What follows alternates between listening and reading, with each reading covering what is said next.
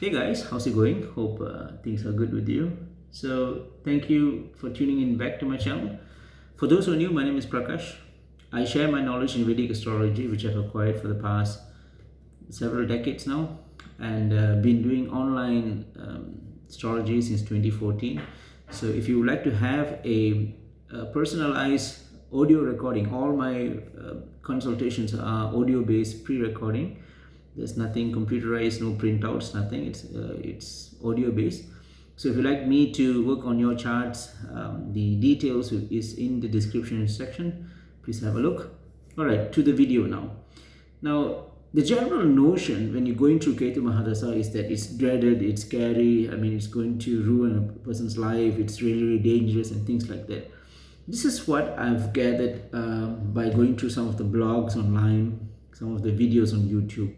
Now, there is a fallacy here, ladies and gentlemen. This is very, very important. Remember, as I keep saying in most of my videos, is that the grahas, all the 9 grahas are responsible. The responsibility to ensure that we walk on the path of dharma. Okay, that's a very important thing, which also means directly saying that these grahas are not actually bad. Right? It may seem as that they are malefic. All right, it may seem as they're malefic, but at the end of the day, they're trying to teach us lessons so that we will not stray away from the path of dharma, from the path of righteousness. Okay, so now speaking about Ketu, of course, Ketu is seen as the dreaded one, the south node.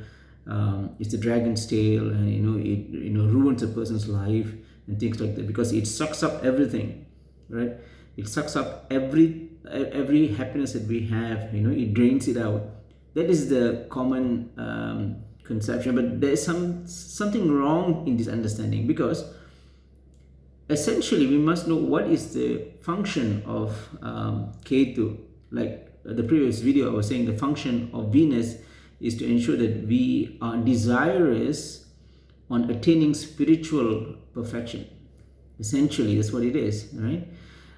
What is Ketu then? Now, Ketu is the one that tells us, or rather gives us all the innate qualities, the aptitude.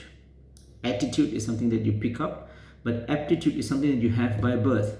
Put it like a talent. It's something that you have by birth. It's an innate, intrinsic quality that you have. Some people naturally paint, some people naturally sing, some people are good in mathematics. It really depends. Right? It's something which is that you are given, by your ancestors. We can talk about genome and all that, but something which is handed over to you, right?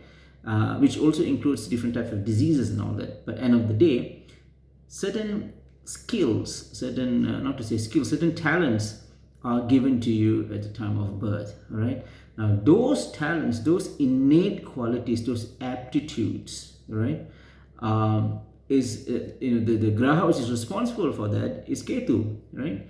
Now, Ketu is the one that gives us ideas. If you look at your charts where Ketu is, in which sign, which rasi it is, it gives you good clues. It gives you good understanding on what are your innate qualities, right? So when I do career assessment, I do look at that where Ketu is located as well, because Ketu will show what are a person's innate qualities besides the first house and so on and so forth. But Ketu's position, Ketu's state is very important because it shows what is this person capable of, what is he or she natural, right? So that's a very important thing to assess. So remember, Ketu shows your innate qualities, your skills, natural skills, right? Put it that way.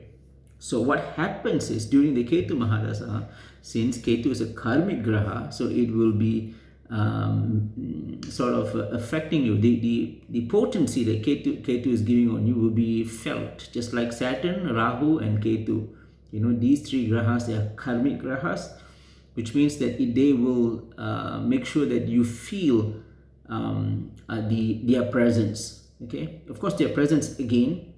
The way they teach lessons, Saturn, Rahu, and Ketu, the way they show or teach us or to understand what is the meaning of life in their own particular facets, right, is by giving us very crude, very harsh, very painful way. That's what it is. It doesn't come to in a nice, comfortable way of learning life. Life will be learned in a very painful way, in a very crude, in a very raw fashion. Okay, which is why it's seen as, okay, these grahas are very bad because during these particular grahas, Mahadasa or Antardasa, many terrible things happens. It is true, but once you understand why, then it changes everything. Perception needs to be altered here. So remember, Ketu shows us what are the things that we already know, what are the things that we already have within ourselves. Okay, so during his Mahadasa, during his epoch, his main time period, he will make sure that you use whatever that you have. Okay, say in my say for example, right, my Ketu is in the first house. Okay, Ketu is in the first house, is a sign of Aries. Very adventurous, very person who likes to learn new things, highly interested in spirituality, a person who loves analytical things and so on and so forth. Now these are innate to me.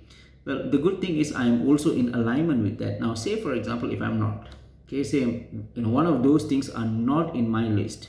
Okay, so during the Ketu Mahadasa, it will make sure that I will be doing that, or I will be bringing that quality out in me. So if I don't do it, then it's going to force me into doing so. It makes sure that I'm on a situation that I have to do, or rather I have to use that qualities that I have within me. You understand what I'm trying to say here, right?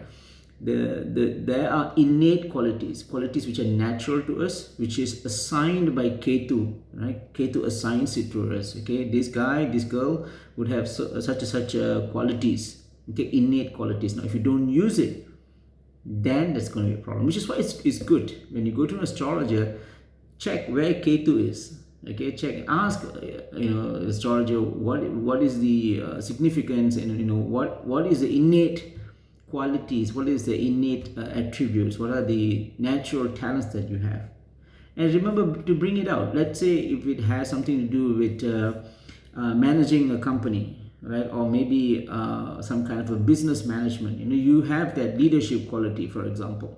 Okay, so use that skill, try to do something. Maybe you can start up a small company, or maybe you can go for leadership programs, or maybe you can be a motivational speaker to leaders, whatever has to do with leadership, right? So by doing so, your life will be even better and progressing, because that is something that you can do naturally, right? Remember, but if you don't know, right, if you don't go to the astrologer, or if you don't know how to read your charts, then chances are you may not know what exactly is your innate quality, your natural talents. And when Ketu comes in, then it's going to teach you in a very harsh, in a very crude form. Okay, so it is true, Ketu is a dreaded time. Okay, Ketu Mahadasa is a dreaded time, especially Ketu in the sun and sign as Antardasa. It is not a good time. However, it depends, right? If you know what are your qualities, what are your abilities, what are the things that you have within, and you are exploring that, you are doing it, you are bringing it out from you, then Ketu will help you, which is why most of the people, they rise during Ketu period. Okay, so that's a little bit about breaking the fallacies of Ketu. I hope this video has been beneficial for you. If it is, please share it to your friends. Until the next time, take care guys. Namaste.